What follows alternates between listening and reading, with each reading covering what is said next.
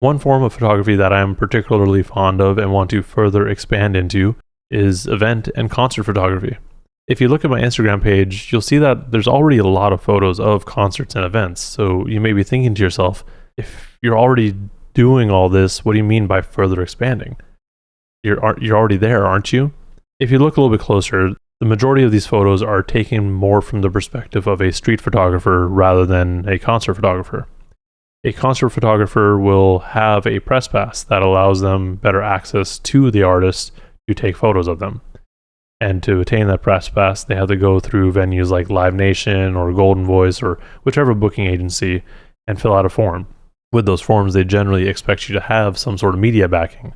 At this point in my career, I don't have any media backing. I'm just taking these photos for myself and just trying to get attention, really. So, more often than not, I get ignored. However, I still go out and take photos. So how does that happen? Well, I go to smaller venues. And I still do try to contact artists, management, booking, just anybody to get some sort of permission. And while they still generally don't respond, at least I'm putting in that effort. I mentioned that my photos are generally from the perspective of a street photographer. In my street photography, I try to be as subtle and candid as possible. I try to get the shots that people won't necessarily see, but also to just kind of create a whole scene. So it kind of works out for me. The first show that I went to this week was for Arm & Hammer's We Buy Diabetic Test Strips tour. At this show, I got there at doors, so I was maybe like third row of people standing, so fairly close to the stage, pretty good positioning. There's still a couple of people in front of me, and people tend to get used as texture elements. The opener was Cavalier, and during his set, we had really good lighting. There was back and front lighting, as well as some fog machine going. So there was a lot to kind of work with. Now, after that, obviously, Arm & Hammer came on. And if you know Arm & Hammer, especially Billy Woods, you know that Billy Woods doesn't like to show his face in general. So the lighting person knew this and decided, hey, I'm going to have only backlight and make the fog machine go crazy. I took this opportunity to try more silhouettes, and I think I got some really cool images there.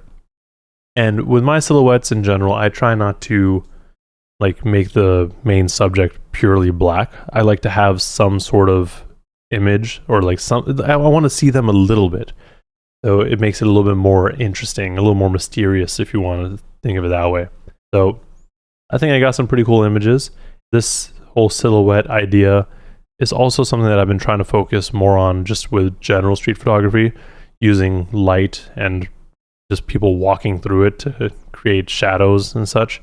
So this was good practice. It's also really helpful because with my Sony camera, I think I mentioned it before, I feel like it's very sterile and takes very clean images. So having lighting situations where it has to work a little bit harder and everything's not going to be perfect makes it more exciting for me. So that was one show. The next show that I went to was for IDK's F65 tour. Again, I tried to contact as many people as I could and nobody responded. I even tried to hit up the photographer for the tour and didn't get a response, but that's okay. This show, I was further back, so I felt a little bit more in my element, but also out of my element, because at the previous show, I was a little bit closer, was able to get more clean shots of the artist, even though, like I said, the lighting and smoke kind of made it weird or harder to get clean shots.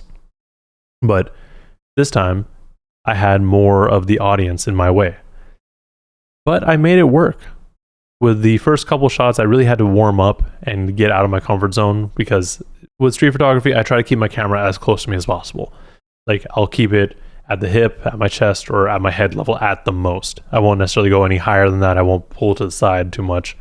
It's pretty much just on me. But given the circumstances of this show, I had to flex a little bit more. And I think it turned out pretty well.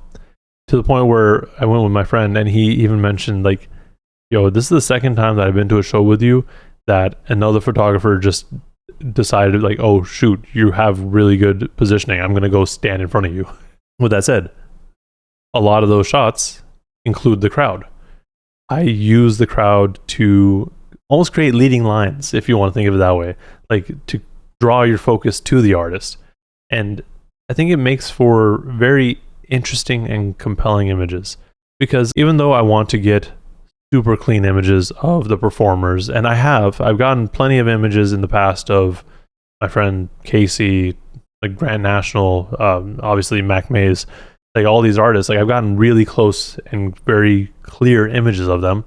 They're not necessarily the most interesting ones. Like a lot of the interesting images that I've taken at shows tend to be in the crowd and with the crowd in mind.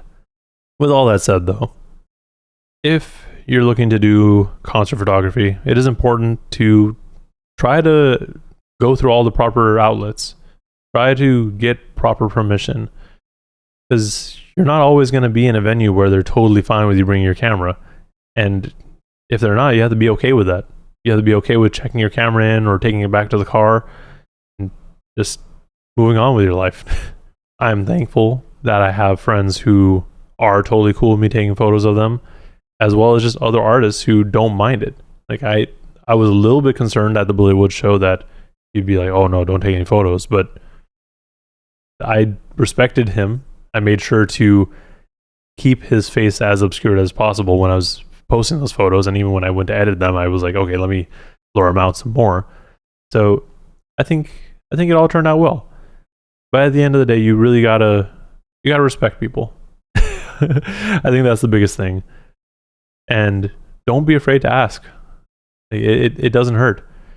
Rejection sucks, because, or even just being ignored sucks, but you know, it just kind of comes with it.